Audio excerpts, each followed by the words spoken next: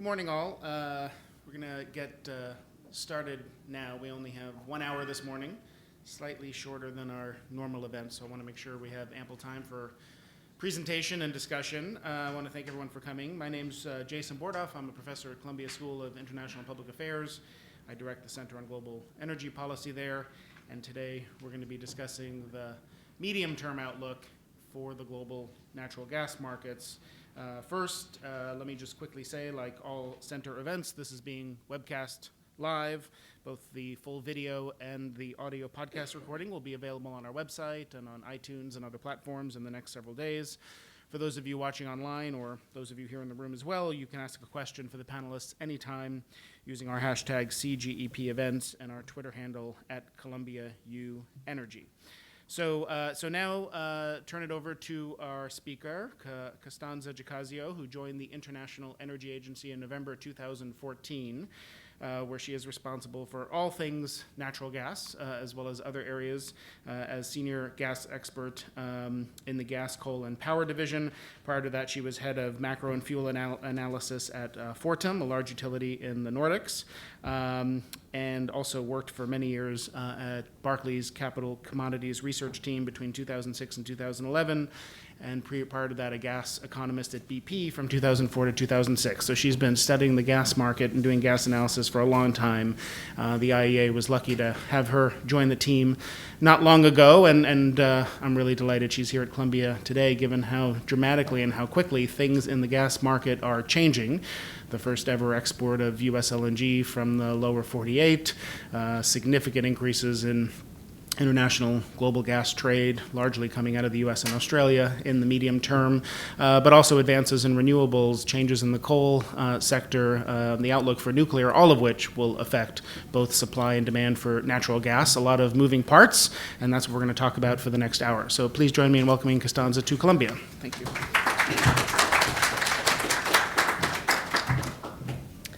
Thank you very much, Jason. Let me just try to put this one here. All right, thank you very much for being here. I will spend the next 20 minutes or so to give you a picture of the key messages of the medium-term gas market report that, of course, you can buy a download from the IEA website if you'd like more insight on the topic. The first message that I'd like to show is surrounding gas demand, and we do expect over the next 5 years global gas demand growth to slow significantly. Between 2009 and 2015, global gas demand grew by around 2.5% annually. We now expect growth to be around 1.5% annually over the next 6 years. We revised down our forecast compared to last year's forecast by 0.5 percentage point, which basically means around 120 BCM per year. Now, there are two key reasons for this revision and this slowdown.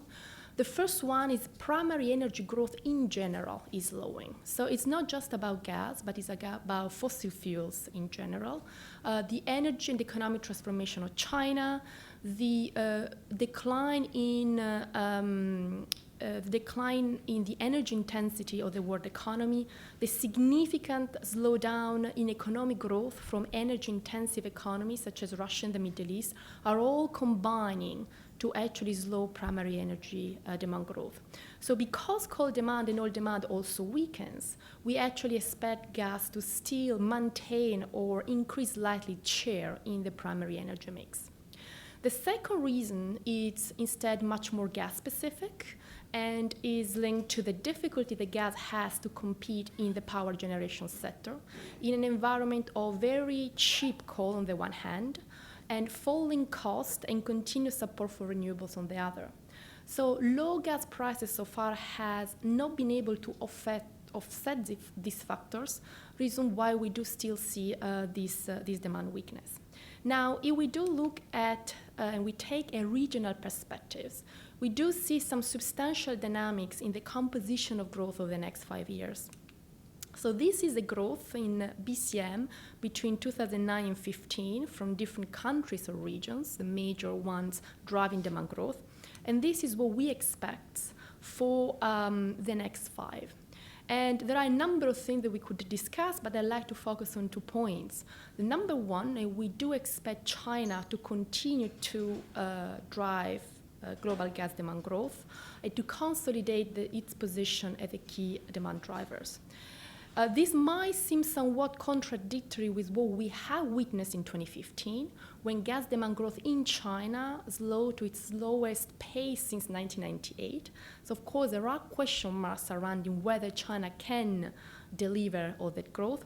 But we believe there are some factors which have impacted demand growth in 2015 in China are temporary, and mainly is linked to the fact that gas has lost a lot of competitiveness versus oil in the industrial sector, in a market where domestic prices in China for oil are adjusted almost immediately with the international benchmarks, while domestic gas prices in China are adjusted much more infrequently, and so were cut just once in 2015. LPG demand in China last year skyrocketed. So we do expect, with the bottoming out of oil prices on the one hand, with a sharp cut in domestic gas prices on the other, this loss of competitiveness to basically unwind and for gas to recover some demand in the industrial sector. On the other hand, I think market sentiment toward China might have turned a little bit too pessimistic due to all the improvements in terms of environmental policies that China is implementing. I think the experience of Beijing does really shows what environmental policies and coal to gas substitution in China can do. Beijing gas demand has doubled since 2010, and in 2015 actually drove, I think, almost 40% of the incremental gas demand in China. So to the extent that this can extend to other cities, even in an environment where the macroeconomic outlook is relatively weak, and when the heavy industry in China is lowering markedly, I think there is space for gas to actually grow relatively healthy. So we project growth of around 9% per year, which of course is lower than 15% per annum over the prior 6 years, but is substantially higher than what experienced in 2015. The other key thing for me is the outlook for the United States. So between 2009 and 2015, US gas demand grew, I would say, very strongly, but in terms of BCM, certainly. We do expect much slower growth over the next 6 years, and this is really driven by the power sector dynamics. So in the power sector, we expect the US to witness something that we in Europe have already experienced, which is a substantial slower growth of demand growth, electricity generation growth on the one hand, and a substantial growth from low carbon sources, which will outpace the growth of total electricity generation growth. So we expect growth of around 150 terawatt-hour for total generation between 2015 and 2021, but we expect a contraction in thermal generation of around 100 terawatt-hours. This, of course, coal plus gas. So, of course, the closure of coal capacity will leave some space for gas to increase, to take some space, but at the same time, there will be a much smaller pie for thermal generation growth in total, which we think will result in stagnation in gas demand in the power sector for the next 6 years. If we do look at the European Union, we expect demand to stabilize. This also will be a major shift compared to the previous 6 years. The retirement of coal capacity and some retirement of nuclear start to impact, again, give some space for gas-fired generation to return. At the same time, a carbon price floor in the UK is making gas economics versus coal once again in that particular country, and this will help to sort of generate some growth. Now, I would like to point out that by 2021, EU gas demand will still be 13% below what it was in 2007 pre-financial crisis. So it's really stabilization rather than a substantial increase. In Korea and Japan as well, we expect major changes.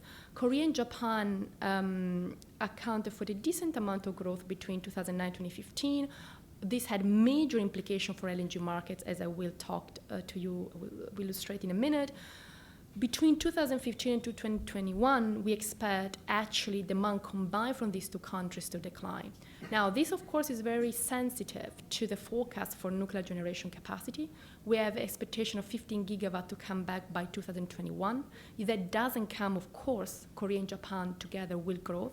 But Japan by itself, in terms of coal of an LNG market, coal on LNG imports, most likely has peaked even in environment of no return of nuclear capacity from current levels. So this is substantially different picture compared to the growth dynamics of the prior 6 years. Now, if we look at the production side,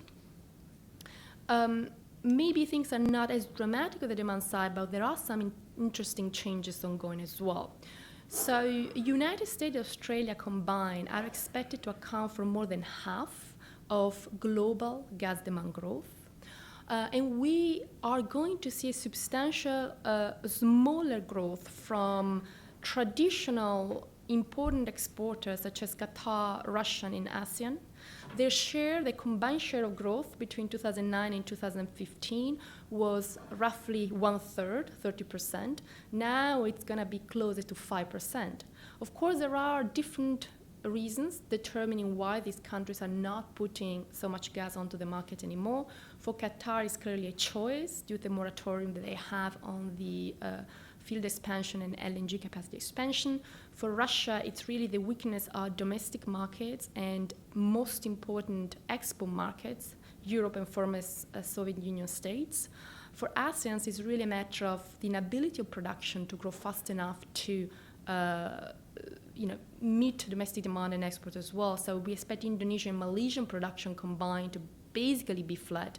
And then we have smaller markets such as Thailand and Philippines where production does start to decline. So the region clearly is seeing some substantial shifts.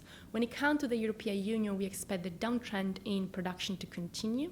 Of course, again, in Europe as well, there will be a huge amount of uncertainty depending on the policy decisions on Groningen. In this outlook, we assume Groningen production to stay at the same level of the most recent cap. So it does limit the additional fall in production. But of course, if Groningen production caps will be adjusted downwards, European production will decline faster. So what about the US? Zooming in on US production. We basically expect US production growth to stagnate in 2016, recover very modestly in 2017, basically driven by falling associated gas production and a slower growth elsewhere. Now, because of our expectation at the IEA of rebalancing oil markets and gradually increasing price through 2021, I think the heavy lifting of improving the economic of gas production will be made by oil. So with moderate increases in prices, you might well be able to regenerate a substantial amount of growth post-2018 as the oil markets start to rebalance. So despite this slowdown in 2016 and 2017, we expect U.S. gas production to still account for 1/3 of global production growth through 2021. Now, an interesting point is that most of the growth compared with the prior 6 years will actually go to feed exports rather than domestic demand. So what's going to happen to external markets, I think, will have a substantial impact back on U.S. gas production dynamics, or certainly more so than it did over the prior 6 years. So this is just showing the overall combined trend. So what does this mean for other markets? And one of other key takeaway of the report is that Europe will start to experience a substantial amount of competition, much greater than has traditionally experienced. Now, in the past, the oversupply in LNG market has traditionally been met with Europe absorbing unwanted LNG supplies. I think this partially might still be the case, but because of the slowdown in, or the anemic growth in European gas demand on the one hand, very cheap coal on the other, and so, limited amount of substitution potential, relatively high gas prices, and the competition from Russian gas, the potential for Europe to take all the extra LNG supplies that Asia doesn't take or other regions don't take might be somewhat limited. So this will basically mean that we are going to see competition between US supplies or Qatari supplies and Russian supplies to gain or maintain access to the European market. Now, we just consider the US capacity, which is under construction, and for which we can consider that a good chunk of the capital cost is a sunk cost. Currently, US gas is economic into Europe at a price close to $4 per million BTU, which is below the current forward curve for TTF prices, the current spot TTF prices. Now, of course, this will put pressure on other producers to potentially becoming more flexible in their pricing strategy if they do want to maintain their market share, as often has been stated in official documents of strategy document of Gazprom, for example. We are already seeing some changes in pricing behavior on the part of Gazprom. We have seen auctions being conducted. We had seen some important renegotiation of contracts with major buyers at the beginning of the year. So there are some signs that Gazprom might become more flexible in its pricing strategy to defend market share. Whether that will be the case when 80 BCM of US capacity come on the market does remain to be seen, but certainly there are some signals. From a EU consumer perspective, this probably is going to be a quite positive dynamics, which will bring more competition and probably more fundamentally priced gas into the European market. When it comes to LNG, we are going to see a substantial increase in new liquefaction capacity over the next 6 years. We expect a growth of 45%, roughly 190 BCM. Most of it comes from Australia and the US. This is a well-known fact. Most of it has already been committed, has capacity reservation contract for the US, a long-term contract for other projects.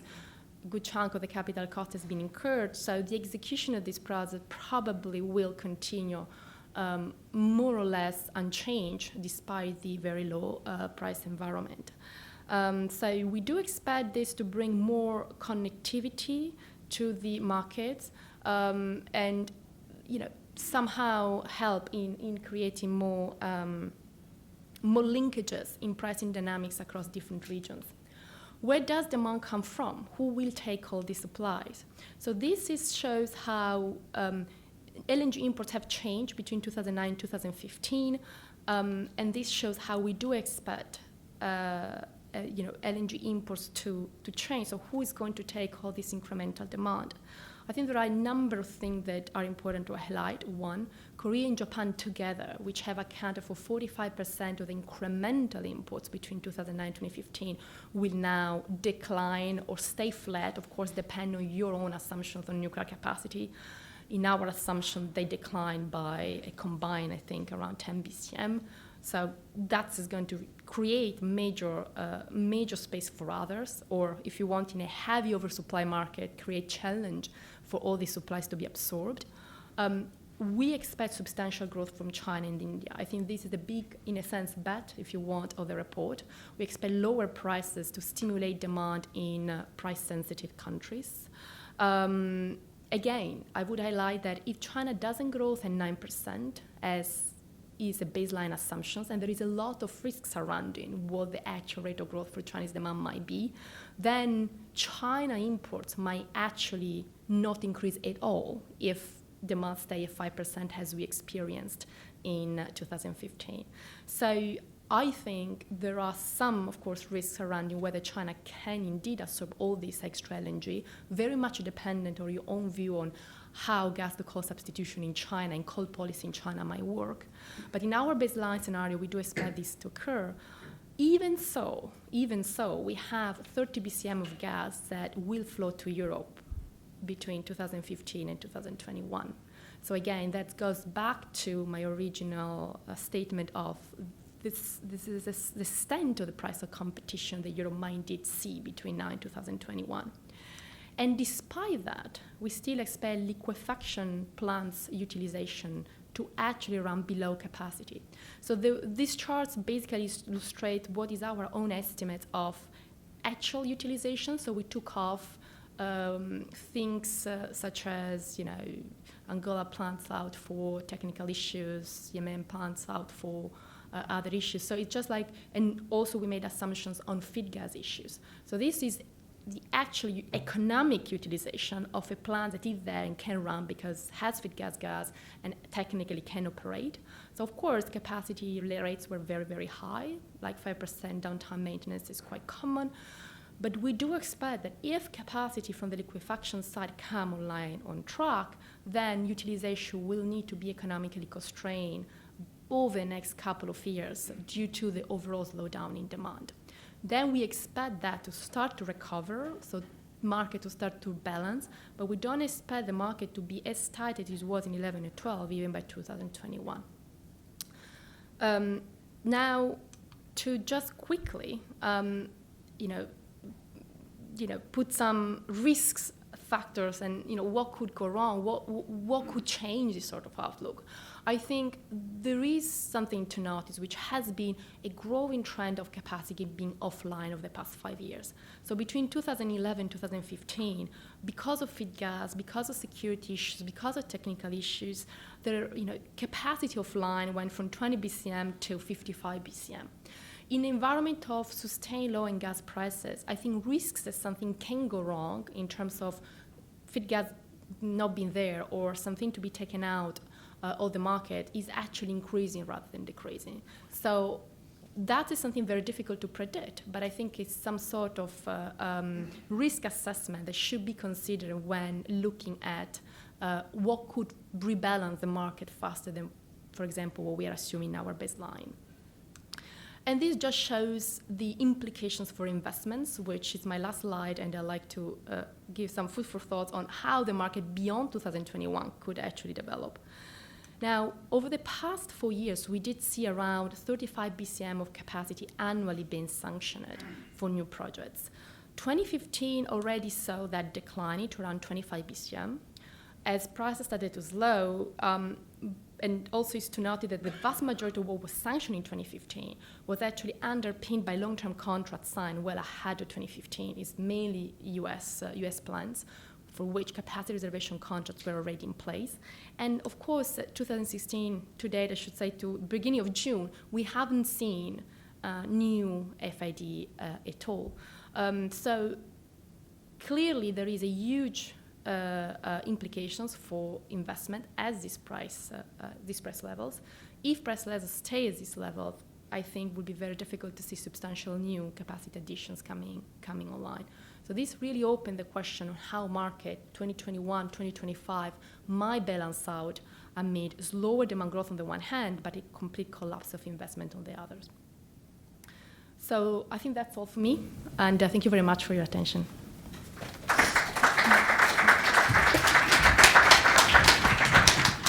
Great, thank you, Costanza. That was covered a lot of information there. Really appreciate you doing that. So let me ask a couple of questions, and then we'll open it up to the audience. I think it was 5 years ago, the IEA put out a report, The Golden Age of Gas. So when you and your boss, Fatih Birol, the head of the IEA, commented recently, maybe the golden age of gas had stalled. So when you look at the medium and longer term outlook, can you help us understand how it looks today versus what it might have looked like 5 years ago? And do you think the golden age of gas has stalled, and why? So I always like to reemphasize that there was a question mark to that phrase, the golden age of gas, but the question mark has gone in everybody's mind. Compared to what was forecast in that report, indeed demand has overall performed less well, but I would say not as badly as many think. due to the fact that actually demand growth in the US outperformed substantially what was the forecast back then in 2011. So I would say the US has experienced an extraordinary golden age of gas, while the rest of the world has not, in a sense. I think what has changed is that, just a few years ago, companies and analysts were operating from the assumption that Asia would have taken whatever quantity of gas at whatever price. So the vast majority of new projects have been done with in mind Asian markets as a destination market. Now, what 2012, 2013 taught us is that gas demand in emerging markets is actually much more price sensitive than we thought it was. So the key question and the key area of disappointment, in a sense, in growth has been Asian markets. Of course, in Europe, we did have all these issues around the impact of renewables and the gas-fired generation, but if we think strategically for a 25 project, what actually has led many to take the decision has been the outlook for Asian markets.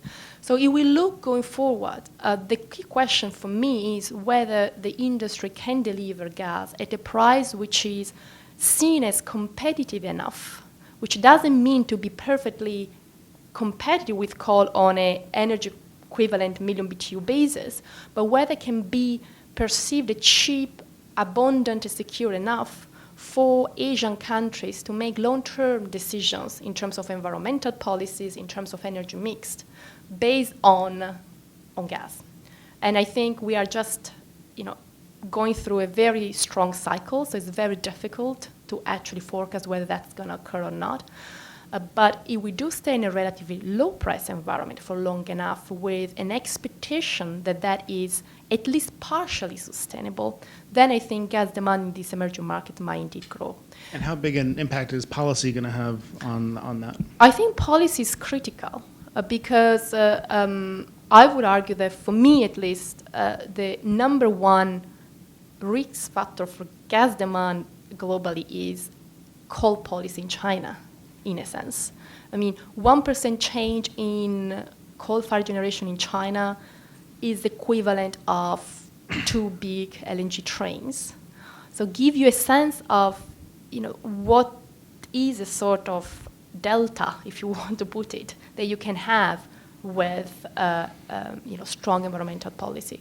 Other things, other comparison that we always talk about, the IEA is, there are an estimated 700 million ton of coal in decentralized boilers. So we're not talking about power generation currently utilized in China. That's on an energy equivalent basis, it's, another LNG markets, 350 BCM of gas. So even if you can convert just some of that to gas, in a country where gas accounts for a very small portion of the energy mix in general, then will give you a huge amount of growth potential. So the growth potential is there. The question is whether policy can deliver, and I think policy will be more easily delivered if gas prices are relatively low. And so just staying on policy for a minute, one of the things the slides didn't cover too much is sort of thinking about Paris climate agreements, the INDCs, a 450 scenario. Can you talk about what that would all mean for natural gas and this idea of gas as a bridge fuel? Does that make sense to you? Before the Paris Agreement we published, I'm sure that you remember the things called the bridge scenario, which was looking at measures which could basically give us an early peak in emission. And then are like a number of measures, and I always go through them to sort of trying to figure out what the impact of strong policy post-Paris might have on gas. And you can see things that are positive and things that are negative for gas. That's why it's so difficult to actually precisely pinpoint what the outlook for gas in the post-2020 world might be. Of course, we are going to see phase out of inefficient coal. That is one of the measures that we emphasize, and I think implementation of Paris might actually bring us there, which of course will create space for other things, and part of them probably will be gas. So that will create some space for gas. At the same time, we will need to have an enormous improvement in energy efficiency, which will push down demand for primary energy in general, and obviously having feedback effects on gas. And partly this is already something we can observe in how electricity generation growth has behaved in advanced economies. In Japan, put huge amount of demand-side measures post-Fukushima. In Europe, demand growth is flattening. In the US, is flattening as well, partly due also to energy efficiency measures. So as that trend sort of intensify, all demand for fossil fuel will go down, and that will have impact for gas as well. I think gas, if, again, can be produced relatively competitively, has an important role to play in association with renewable. I mean, make a huge difference whether gas is $15 per million BTU or whether gas is $7 per million BTU, particularly where you think about emerging markets where there is a lot of new coal capacity currently being built. So, of course, in developed markets, what actually is happening is we are trying to completely change the energy mix of the country. We don't need new capacity. We just want to change the mix. In emerging countries where electricity demand, in fact, is on the rise, if you can have a relatively low price in an environment where renewable costs go down, you indeed can have a combination of renewables and gas, which can be, in effect, almost cost competitive with coal. But again, the price issues get very important. I think generally, gas will have an important role to play in association with renewable, but it's not the only thing that can play in association with renewables. And therefore, the price, again, I think does matter quite a lot. Yeah, and so, I mean, we had done some work recently at the Energy Center looking at the impact of policies in the U.S., like the renewable tax credit extensions through as part of the deal for oil exports, which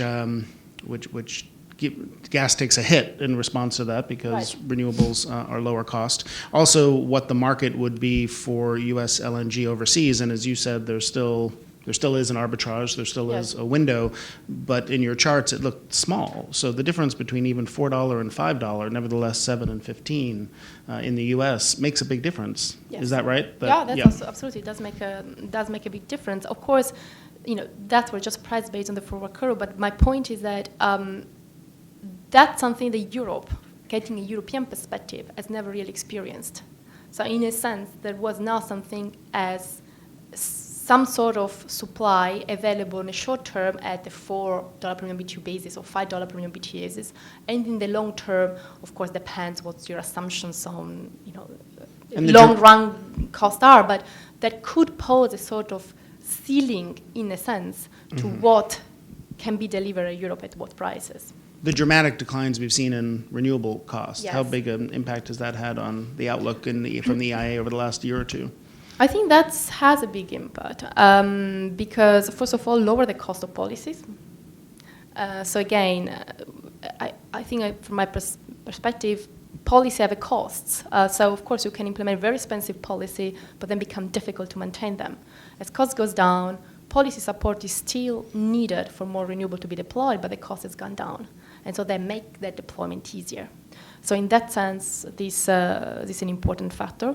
I would say the tax credits in the US has been one of the major changes in our assumptions in this gas report with respect to impact for renewables. And that's why, as you also have pointed out, we do see this dramatic drop in gas demand growth.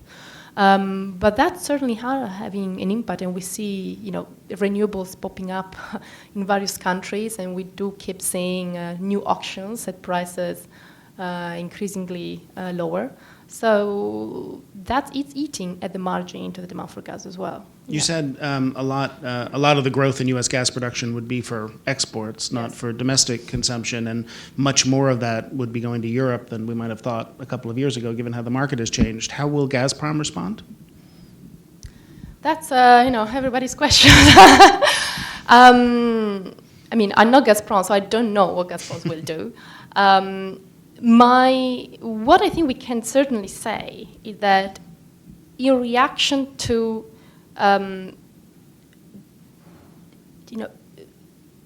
new supplies potentially coming to Europe, the past 12 months has shown some changes in Gazprom. I wouldn't call it strategy, but some changes in pricing behavior. There was these auctions which were done for the first time by Gazprom, is looking potentially to sell some gas on auctions. There were like two important negotiations at the beginning of the years, one with ENG, one with Uniper. So there is a sense that there might become more flexible in pricing the gas. Now, again, we haven't seen much US gas flowing into Europe yet. In fact, much of it has not flown into Europe. So it's very difficult to draw long-term conclusions based on very few data points.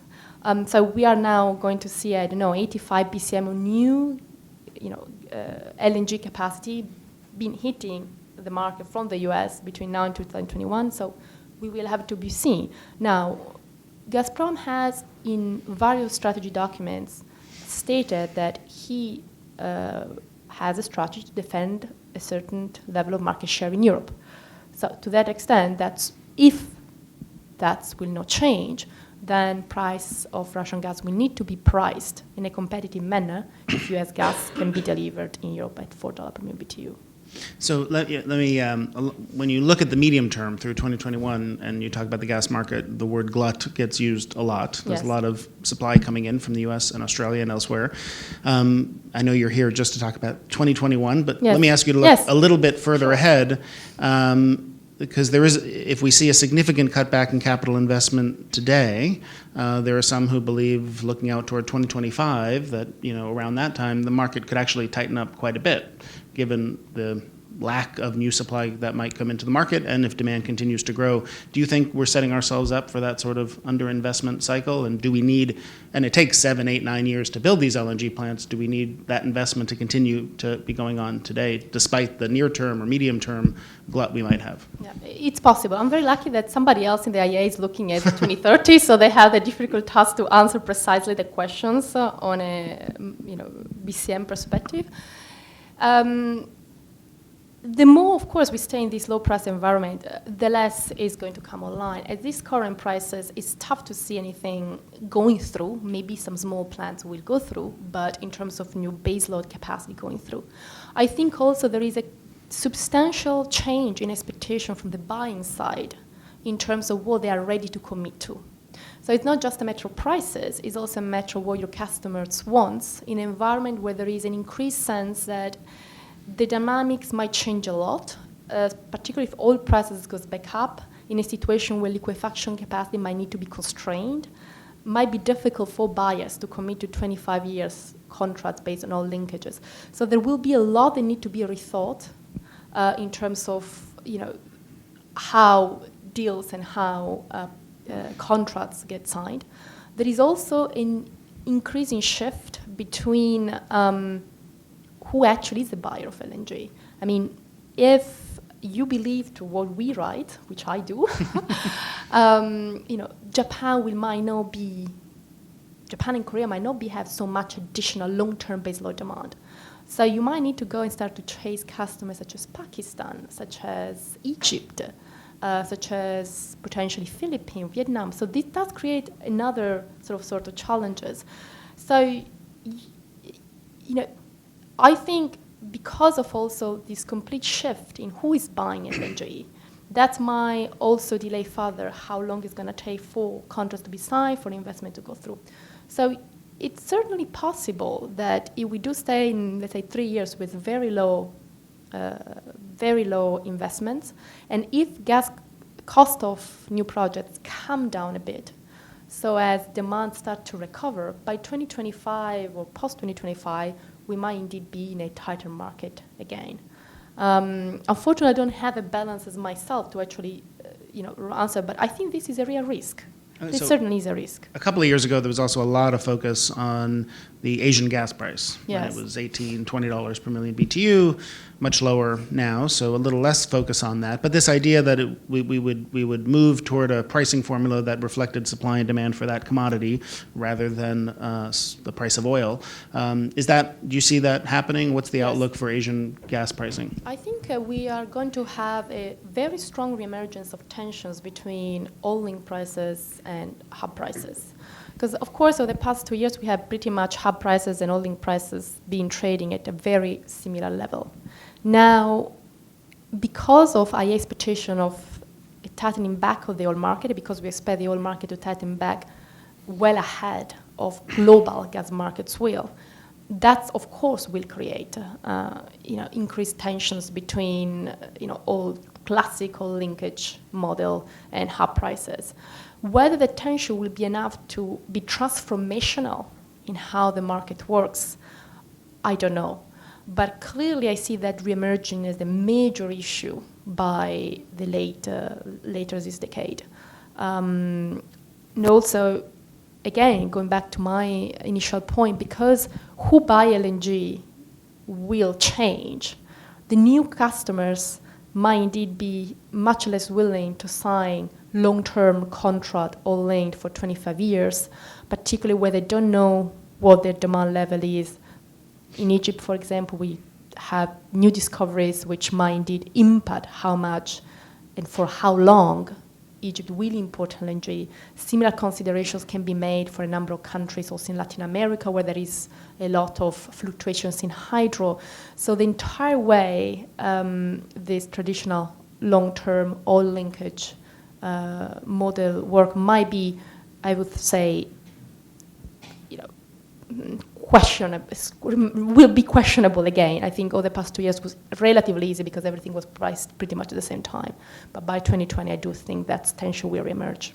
So, and with all these changes in the gas market becoming more interconnected, more trade, a lot of opportunities, but maybe some risks as well. One of the mandates that IEA member countries have given to the IEA is to think about security issues for the gas market in the way the IEA for decades has thought about security risks in the oil market. Can you talk a little bit about what the questions are that the IEA is thinking about when it comes to security of supply for gas? Yeah, I mean, of course, there are a number of different questions. One of them I, for example, highlighted in my slides in terms of how much capacity is actually off market. I mean, there is a tendency to look at capacity always in gross terms, whatever still is in the ground, that it's capacity, and then you base your forecast based on that. But indeed, what we have seen has been a growing trend for capacity not being running. And I think there are a number of countries which have capacity which can almost be considered as stranded. We have utilization levels for capacity in Algeria, perhaps in the 50%. Now it's questionable whether if prices go to $25 per million BTU, Algeria might be able to actually utilize 95% of the capacity. And you can actually see a variety of countries which do experience that. And the trend has been a deteriorating trend rather than improving trend. So that, for example, is one of the things that we look at very closely. Of course, also the impact of investments in the long term is something we look at very closely. How the uncertainty over the long-term demand outlook, partly due to policy, or we say mainly due to policy, might indeed hinder new investment decisions, which will have an important impact getting into late in the 20s. Also in terms of how different countries might be able to respond to temporary or prolonged supply shortages, how resilient their own system is, how this gas system itself is changing in an environment where renewables are taking a bigger role. Because of course that change the way gas is deployed, change potentially the way gas might be bought, or the ideal business model to buy gas to respond to sort of a much more intermittent demand dispatch. So these are all sort of topics that we're looking at when we do discuss gas security. And just quickly, we'll open it up. Do you see shale outside the U.S. playing any meaningful role in supply? By 2021, my answer would be no. Probably is the easier answer. In fact, if anything, over the past couple of years, we have seen a weaker growth outlook for shale gas in China than previously expected. And so, by 2021, I think we have a forecast of around 20 BCM of gas in China from shale. That's if you go back a couple of years, initially the government target itself was 60 BCM, so that has been gone down from a government side, but also in terms of our forecast. Outside that, of course, the big question is Argentina. We did hold our unconventional gas forum in Argentina this year. I think long term, there are very good prospects. Argentina has a lot of positive things, apparently very good geology. It's a gas country, infrastructure is there, but perception the costs are still relatively high. So it might take some time for new investors experimenting with the geology for costs to come down to a level where it might indeed be economic to develop it, particularly consider the fact that you are currently in a market which is oversupply, where LNG is priced at $5 per million BTU. So I think that will basically mean that it will take some time for Argentina to bring their resources online. But in the very long term, yes, we do expect generally shale to still be an important component of the incremental supply picture. Great. So let's just again, for those watching online or listening online, we're here with Costanza Jacazio, who leads the gas work at the International Energy Agency, discussing the medium-term outlook for gas. Let's open it up. If people have questions, please raise your hand. We'll bring a microphone to you, and please introduce yourself and keep your question brief.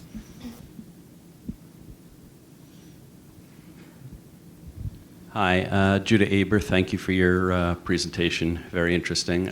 Question about U.S. coal and the shift from U.S. coal to natural gas. I'd be curious a little bit more detail about your thoughts on Clean Power Plan and how that might impact the shift over to natural gas, and how the new U.S. The upcoming U.S. election might impact your forecast as well. I will let Jason to answer the questions about elections, which probably can answer much better than I do. But in terms of switching, in our forecast, the main change compared to last year, and the main driver for renewable growth up to 2021 is being the change in tax credits. So we do expect that to be by far the bigger change in the medium-term outlook when it comes to deployment of renewable and therefore impact on gas.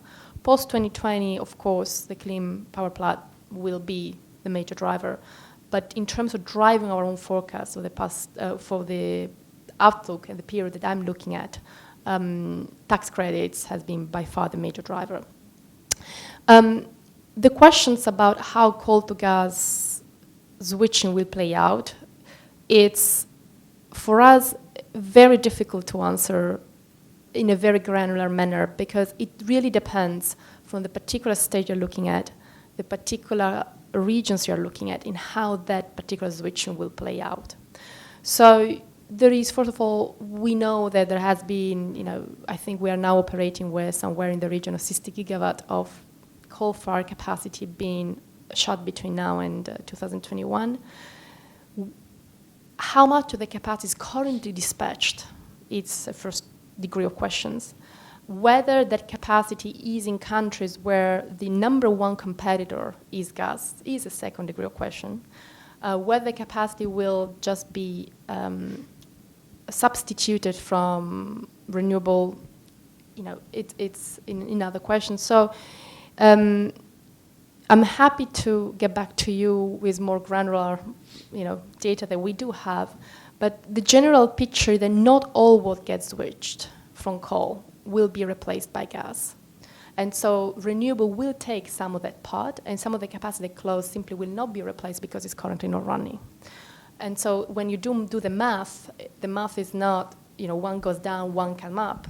It's actually one goes down, maybe it's currently not dispatched, and what it goes down partly will be replaced by renewables. So that's why we do have relatively stagnating demand growth between now and 2021.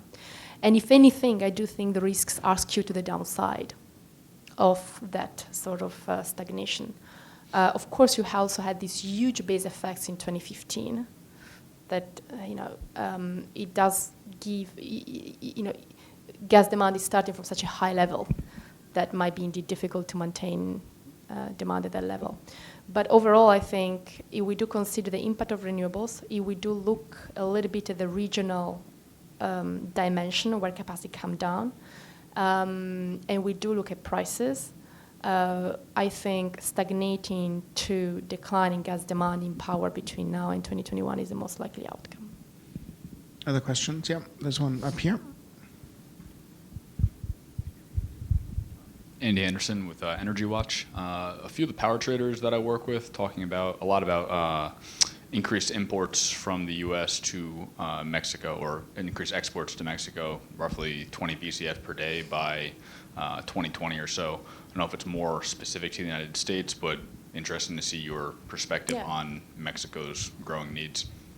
I think we generally agree with the idea of importing to Mexico to grow substantially.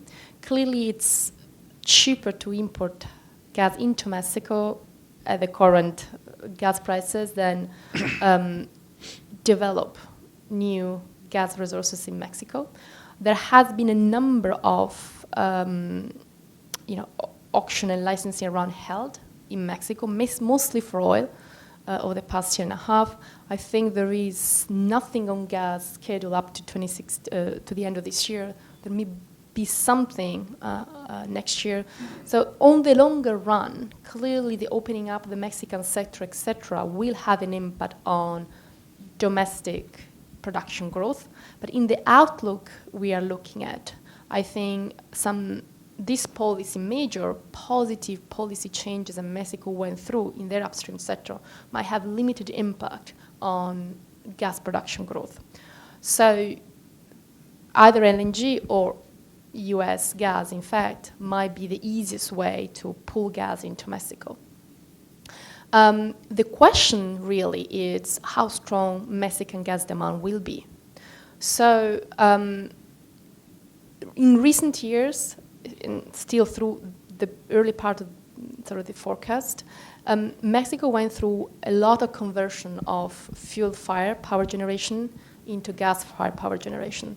So beyond the actual growth in power generation demand, there was a lot of conversion going on from fuel oil into gas. Once that is done, the question is really what the level of growth in electricity generation will be in Mexico, and to what extent renewable will start to play an important role into that, considering the very successful auction they had recently. I think most of the dynamics is going to be a little bit more longer term compared to the outlooks. I would certainly agree that import from the US into Mexico will increase strongly from now to 2021, but the impact of renewables and the actual level of growth in electricity demand are two things I will watch carefully, particularly when looking at 2020 post. Here in the front row, Miles has a question. Hi, thank you. My name is Miles Mitchell. I'm a student at Columbia, and I intern in private equity here in the city. I'm interested in trying to understand the relationship between, going back to what you said about stranded assets, and I want to connect that to like economic development and progress.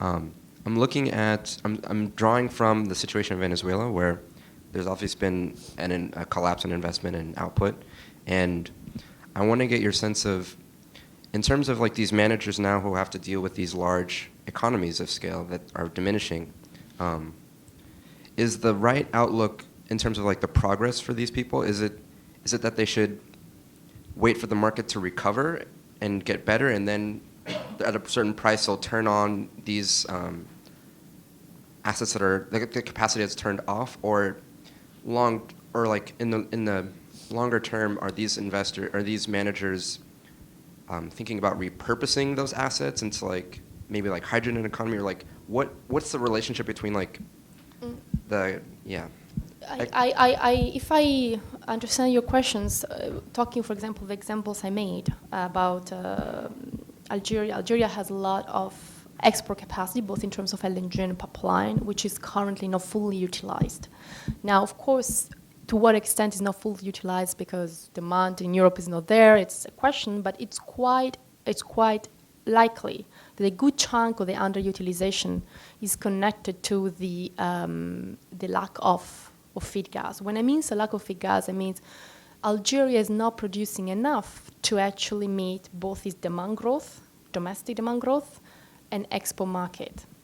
So in that sense, it's what I define as trender, because you have an asset that you paid for, which is currently not running, not because an economic choice, not because prices are below the marginal cost of running the plant, but simply because the feed gas is not there to feed the plant. And the lack of feed gas for that plant is a consequence of a number of issues. Depending on the country you're looking at, the issues are different. I take Algeria, but there are a lot of other examples. Egypt is another example for areas which I perhaps know more than Venezuela. In Egypt as well, you had a lot of liquefaction capacity, which was shut off because of the lack of production and feedstock. That is more of a long-term consequence of a number of things, fast demand growth, mostly in these countries due to very low administered prices, the lack of proper investment framework, which have discouraged investment, even in situations and in times where prices were actually quite high. So all that has led to suboptimal outcomes when it comes to maximization of resource and maximization of assets. So turning that around, of course, is possible, but not necessarily easy. And it's not just a matter of what the price is. It's also a matter of a lot of domestic policies and regulation and framework and long-term visions. I don't know if that answers your questions. Okay. Antoine has a question.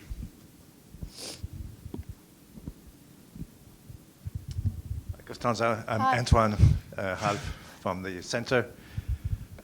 Two quick questions. Can you dig a little bit deeper in your forecast for transport gas, both for cars and also for other sectors like bunkers, and both directly as gas, as fuel, or indirectly through power generation? And do you now, is there now at the IEA a common a shared assumption for EVs that's shared between the various medium-term reports? And can you talk a little bit more about the efforts at achieving greater consistency across the medium-term reports? In the past, there was sometimes, if you added all the forecasts of fuels from the various medium-term reports, you ended up with twice the amount of energy that you had in the wheel. So where does that stand now? Well, that's an interesting question coming from you, Antoine. Let me try to answer the first one. In terms of transportation, we do have decent growth in transportation, meaning that it's still the sector that grows the fastest, although it has been revised down as well. Again, as it was in the previous report, the big majority of the increase come from the heavy-duty vehicles, certainly the time frame I'm looking at, and in countries which already have a decent level of gas in transport. So we talk about China, and we talk about India, and we talk about some Latin American countries. In terms of bunkering, I think by 2021, we do not expect that to make a huge difference to the numbers. Might indeed grow fast, but in terms of actual volume dispatched, it's still going to be relatively limited. I think the real prospect for that is post-2021. You can ask the colleagues from the WIO, when you will see them, what their numbers are for 2030. In terms of consistency on numbers, I think we are quite consistent. I hope you remember from your times, but we have common electricity generation forecast actually with across the medium-term outlook reports. We do have together, in fact, as you notice, I've talked a lot about renewables forecasts. And we do, in fact, have strong consistency, at least when it comes from gas, from the medium term to the WE as well. So I work very closely with a colleague from the World Energy Outlooks in terms of making sure that the medium term and the long term are consistent and close. Now, of course, it's also a question of methodologies. So the WE does run scenarios, assuming different things. We run forecasts. So it's the best outlook given the current level of information that we have and parameters that we use. So you shouldn't really expect them to be perfectly matching due to the differences in methodology, but certainly you should expect them to be consistent, and I think they are consistent. So I'm pretty happy where we stand on that. So we're at 10 o'clock. I know there was at least one more question. I'm sorry we didn't get to all of them. But we promised Costanza we would wrap up by now, and there's a lot more to cover. We could have easily gone on for another hour or so, but hopefully you'll come back and join us today and continue to talk about how the gas market is evolving and changing. But that was a great presentation and discussion. Thank you for being here, and please join me in thanking Costanza Jacazio. Thank you. Thank you for having me.